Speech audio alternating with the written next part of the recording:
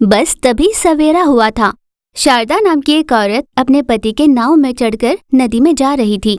तब शारदा ने खुद से कहा, हे भगवान, मैं आज के दिन के लिए ही कितने समय से इंतजार कर रही थी। सब कुछ ठीक से हो जाए और मेरे पेट में एक अंश पलने लगे तो काफी है। यूं सोचते हुए वो आगे बढ़ रही थी। थोड़ी दूर पर उसे एक बड़ा सा पेड़ दिखाई दिया। उस पेड़ पर बहुत सारी मुर्गियां दिखाई दी। उन्हें देखकर वो खुश हुई। लगता है यही वो पेड़ है। ये सोचकर पेड़ से मुर्गियां उतारकर अपने नाव में रखी और उनसे कहने लगी, हे जादुई मुर्गियां, मेरी सहायता करो। ऐसे श्रद्धा से मांगने लगी। उसकी मांग सुनकर, हम बिल्कुल तुम्हारी सहायता करेंगे, ऐसा कहकर सोने के सिक्के प्रकट किए। ये देखकर, हे जादुई मुर्गी, तुम्हें शायद गलतफहमी हुई है। मुझे सोना नहीं, संतान चाहिए। इतने समय से मैं बांझ के नाम से ऊब चुकी हूँ। कृपा कर मुझ पर दया करो। तो ऐसा है, आपको यहाँ से थोड़ी दूर जाना पड़ेगा। वहाँ पर एक और पेड़ मिलेगा। वहाँ आपकी इच्छा जरूर पूरी होगी। ये जानकर शारदा बहुत खुश हुई और अपनी नाव में आगे बढ़ी। वहाँ कुछ और दूर जाने पर उसे एक और पेड़ दिखाई दिया। उस पेड़ पर भी बहुत सारी मुर्गियां थी, जिन्हें देखकर, मुझे वर दीजिए। मुझे सोना चांदी जवाहरात नहीं चाहिए, बस मेरे कोख भर दीजिए। तुरंत उन जादुई मुर्गियों ने हीरे जवाहरात दे दिए, जिसे देखकर शारदा और भी उदास हुई। मैंने आपसे ये नहीं मांगा था। मुझे एक सोने जैसी संतान चाहिए। कृपा कर मुझे वो दे दीजिए। ऐसा कहकर वो रो रही थी। तब जादुई मुर्गी ने कहा, आप वैसे तो सही जगह आई है, लेकिन आप जो मांग रही है वो हमसे नहीं, यहाँ से कुछ दूर और चलिए। शारदा ने हामी भरी और वहाँ से आगे बढ़ चली। कुछ और दूर जाने पर वहाँ पर फिर से उसे बहुत सारी मुर्गियां दिखाई दी। उन्होंने भी शारदा को जो चाहिए था वो न देकर बहुत सारे उपहार दे रहे थे। शारदा बहुत दुखी होते हुए बोली, भला क्यों मेरी इतनी परीक्षा ले रहे हो? आप अच्छे तरह से जानते हो मुझे क्या चाहिए, फिर भी मुझे क्यों रुला रहे हो? हे भगवान, क्या ये आपका न्याय है? यूं वो शिकायत करने लगी। तब मुर्गियों ने उसे और भी आगे जाने के लिए कह दिया। वो यूं ही आगे बढ़ रही थी। दूसरी ओर घर पर उसका पति शारदा के लौटने का इंतजार कर रहा था। क्या हुआ होगा, ये अभी तक नहीं लौटी। कल रात में मैंने इसे ताड़पत्र ग्रंथ के बारे में बताया था। कहीं उसे पढ़कर ये वहां तो नहीं चली गई। ये सोचकर हैरान होता हुआ वो ताड़पत्र ग्रंथ के ओर देखने लगा। वो तितर बितर चुका था। इसका मतलब मेरी पत्नी ने ये सब पढ़ा और जादुई मुर्गियों के पास वर मांगने चली गई। हे भगवान, उसे हर खतरे से दूर रखना, उसकी सुरक्षा आप ही करना। इस तरह भगवान से वो प्रार्थना करने लगा। दूसरी ओर शारदा की हालत बहुत बदहाल थी। वो अब टूट चुकी थी। यूं उसे आगे एक और पेड़ दिखाई दिया। वो बड़े गुस्से से यूं ही रोते हुए बोली, आखिर अब मुझे न्याय दीजिए। आप जानते हो मैं किस लिए आई हूँ। मेरे कोख भर दीजिए, या और नहीं तो मुझे मार डालिए। उस पेड़ पर रही जादुई मुर्गियों ने उसे कोई जवाब नहीं दिया। वो बार बार उनसे विनती करने लगी, फिर भी उनसे कोई जवाब नहीं आया। शारदा अब ऊब चुकी थी और गुस्से में उसने कहा, अब मुझे नहीं जीना, मैं नदी में कूद रही हूँ। ऐसे कहकर वो नदी में छलांग लगाती है। छलांग लगाने के बाद भी वापस आकर नाव में खड़ी हो गई। तुम संतान के लिए जो त्याग कर रही थी, मुझे वो बहुत भा गया। इसलिए जिसकी इच्छा तुम कर रही हो वो मैं पूरा करूंगी। ये बात जैसे ही शारदा ने सुनी, वो खुशी से उछलने लगी। इतने में वहां पर एक खड्ग प्रकट हुआ। तब जादुई मुर्गी ने कहा, उस खड्ग से मुर्गियों पर वार करो। उस पर शारदा ने हामी भरी और खड्ग उठाकर उसने वार किया। यूं उसके वार करते ही उन मुर्गियों के जगह 2 सुंदर शिशु आ गए। उन नन्हे शिशुओं को देखकर शारदा बहुत खुश हुई और मुर्गियों से उसने आभार प्रकट किया। देखो शारदा, ये तुम्हारे बच्चे हैं, तुम्हारे और तुम्हारे पति के अंश। अब तुम्हें बोझ उठाने की जरूरत भी नहीं। तुम्हारे इतने तकलीफों के बदले भगवान ने तुम्हें भेंट दी है। उस पर शारदा बहुत खुश होकर बोली, सही कहा, भगवान का दिया हुआ वर ही है। मुझे प्रसव वेदना को भी नहीं सहना पड़ा और उन्होंने मुझे बच्चे दे दिए। तब जादुई मुर्गी ने कहा, अब तुम अपनी जिंदगी खुशी से बिता सकती हो। शारदा ने उन जादुई मुर्गियों का आभार माना और वहां से उन 2 शिशुओं को साथ लेकर अपने घर पहुंची। घर पर उसके पति ने जैसे ही उसे देखा, शारदा, कहाँ थी तुम? मैं कितनी चिंता में था। रातों रात तुम ऐसा फैसला लोगी मैंने सोचा भी नहीं था। उस पर शारदा रोती हुई बोली, सुनिए जी, मेरे लिए बच्चे से बढ़कर कुछ नहीं है, बस इसीलिए मैं गई थी, मुझे क्षमा कीजिए। ऐसे शारदा ने कहा, ये हमारे बच्चे हैं।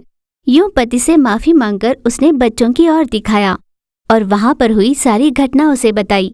वो भी ये जानकर बहुत खुश हुआ। उस दिन से पति पत्नी दोनों उन शिशुओं का बहुत अच्छे से ध्यान रखने लगे। आस पड़ोस के लोगों में जैसे ही बच्चों की बात पता चली, उसके पीछे का राज पूछने सभी वहां पर आए। शारदा ने जो चमत्कार वहां पर हुआ था उन सबको बताया। वे लोग सुनकर अचंभित रह गए। उस गांव में जिनकी भी संतानें नहीं थी, वे सभी शारदा वाली उस नाव में बैठकर जाया करते। उनमें जो भी नेक दिल वाला था, उनकी इच्छा पूरी हुआ करती, वरना खाली हाथ ही लौट आते थे। इस तरह शारदा के परिवार का बहुत अच्छा नाम हुआ था और आसपास के गांव वाले भी आकर उस गांव को अपना मान रहे थे। शारदा मछलियों की टोकरी लिए घर रोते हुए लौटी। उसके पति मोहन ने पूछा, क्या हुआ शारदा, रो क्यों रही हो? क्या हमारी संतान न होना हमारी गलती है? क्यों भला सब ऐसी बातें करते हैं? जहाँ मैं मछली बेचती हूँ, पता है तुम्हारी माँ ने भी कितना सुनाया। मार्केट में हुई आधे घंटे पहले की घटना। शारदा मच्छी बेच रही थी। आइए भाइयों आइए, ताजा ताजा मच्छी लीजिए, नदी से निकाल के लाए हुए मच्छी, ताजा मच्छी। यूं आवाज लगाकर शारदा जब मच्छी बेच रही थी, तब शारदा की सास ने कहा, आइए भाइयों आइए, इस बांझ के पास मछलियाँ खरीदिए। यूं हंसकर उसे चिढ़ाते हुए कह रही थी। उसकी बात सुन शारदा गुस्से में बोली, ये क्या सासू माँ, आप ऐसे क्यों कह रही है? क्या हुआ है आपको? आप क्यों हमेशा इस तरह की कटु बातें कहकर मुझे सताती हैं? किसी शुभ कार्य में भी जाती हूँ, वहाँ भी मुझे खरी खोटी सुनाती है। हर जगह बस यही, इसीलिए मैं आज कहीं नहीं जाती हूँ। पर इस पर आप सबको ये बता रहे हो कि मैं घमंडी हूँ। मैंने आपका क्या बिगाड़ा है जो आप मेरे साथ ऐसा कर रही हो? सास भड़क कर बोली, तुम्हारी सबसे बड़ी गलती ये है कि तुमने मेरे बेटे से शादी कर ली। हमारे मर्जी के खिलाफ प्यार कर शादी कर ली ना तुमने। तुम्हारी वजह से अच्छे अच्छे रिश्ते छूट गए, इसीलिए ऐसा कर रही हूँ। यूं कहकर बाहर निकलकर, भला होगा अगर इस बांझ के पास आप मच्छी ना लो, कहीं तुमको भी पनौती ना लग जाए। यूं सरेआम चिल्लाकर वो सबसे कहने लगी। इसी वजह से शारदा दुखी होकर टोकरी लिए घर वापस लौटी थी और यही बात उसने अपने पति से कही।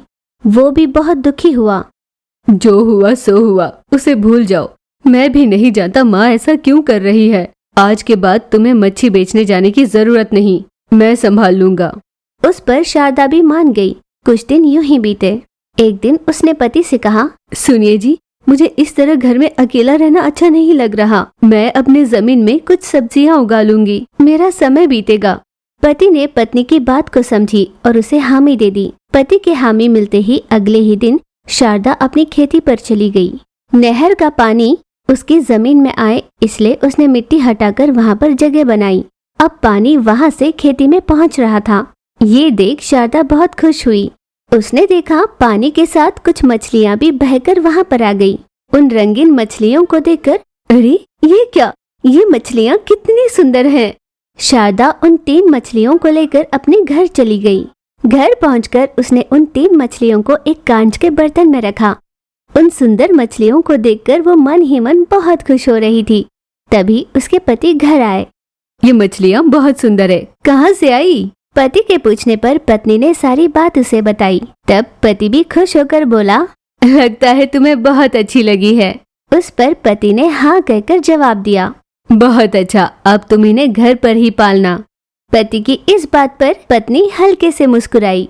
वो रात बीत जाती है। अगली सुबह पति मछली पकड़ने निकला और शारदा अपनी खेती पर चली गई। वहाँ जब वो अपना काम कर रही थी, किसी के रोने की आवाज सुनाई दी।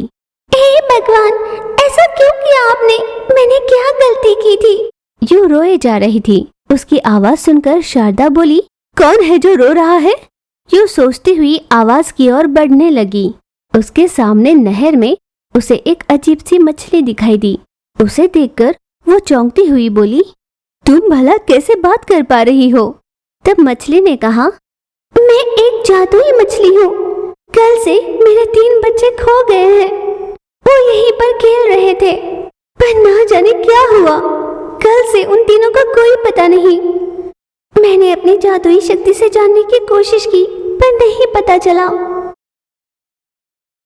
तुम्हारे तीनों बच्चों को कुछ नहीं हुआ, वे मेरे पास हैं। वे तीनों दिखने में इतने सुंदर थे कि मैं उन्हें घर ले गई। मैं अभी उन तीनों को ले आती हूँ। मादा मछली बहुत खुश हुई। जल्दी से लेकर आना। शारदा तुरंत वहां से निकली और घर जाकर 3 मछलियों को वापस लेकर खेती पर आई और नहर में उन 3 मछलियों को छोड़ दिया। उन तीनों मछलियों को देखकर मादा मछली के जान में जान आई। मुझे इतनी चिंता में डालकर तुम तीनों कहाँ चले गए थे? यूं रोकर मादा मछली ने अपने तीनों बच्चों पर प्यार न्यौछावर किया। ये दृश्य देखकर शारदा की आंखों में भी आंसू निकल आए। तुम्हें क्या हुआ है? तुम क्यों रो रही हो? एक माँ की ममता को देखकर मुझे जलन सी हो रही है, इसलिए क्योंकि मैं ऐसे प्यार से वंचित हूँ। शादी के कई बरस बीत चुके, पर आज तक मुझे माँ बनने का सुख नहीं मिला। लगता है मेरी किस्मत में नहीं है। ये कहकर रो रही थी। तुम चिंता मत करो, मैं तुम्हें एक वर देती हूँ, तुम फसल उगाओ। ऐसा कहकर उसने छोटी छोटी मछलियों को प्रत्यक्ष किया। उन्हें देखकर शारदा ने पूछा, इनका क्या करना है? इन छोटी छोटी मछलियों को बीज की तरह बो देना और अपने बच्चों की तरह परवरिश करना। ये सारी मछलियाँ सोने की मछलियों में बदल जाएंगी, पर उनमें से 3 मछलियाँ तुम्हें माँ बनने का सुख देंगी। उन छोटी छोटी मछलियों को बीज की तरह जमीन में बो दिया और नहर का पानी उनकी ओर छोड़ा। इस तरह हर रोज उन्हें पानी देने लगी। कुछ दिनों के बीतने के बाद मछलियों की फसल उगने लगी। उसने एक मछली को छू कर देखा। उनमें से बहुत सारी मछलियाँ सोने में बदल गई। पहले तो वो बहुत घबरा गई। उनमें से 3 मछलियाँ साधारण थी। शारदा ने उन्हें छुआ। अचानक वहाँ 3 शिशु प्रत्यक्ष हुए। काश ये तीनों शिशु मेरे पेट से जन्म लेते, कितना अच्छा होता। उसके ऐसा कहते ही तीनों शिशु गायब होकर उसके गर्भ में चले जाते हैं। ये देख उसके खुशी का ठिकाना न रहा। उसने अपने पति को ये बात बताई। वो भी बहुत खुश हुआ। कुछ महीनों के बाद उसने प्रसव वेदनाएं सहकर 3 बच्चों को जन्म दिया। जो शारदा को बांझ कहकर चिढ़ाते थे, आज एक साथ तूने 3 बच्चों को जन्म दिया, बहुत बड़ी बात है। अब उसकी वाहवाही करने लगे। उनकी बातों से नए बने माता पिता बहुत खुश हो रहे थे।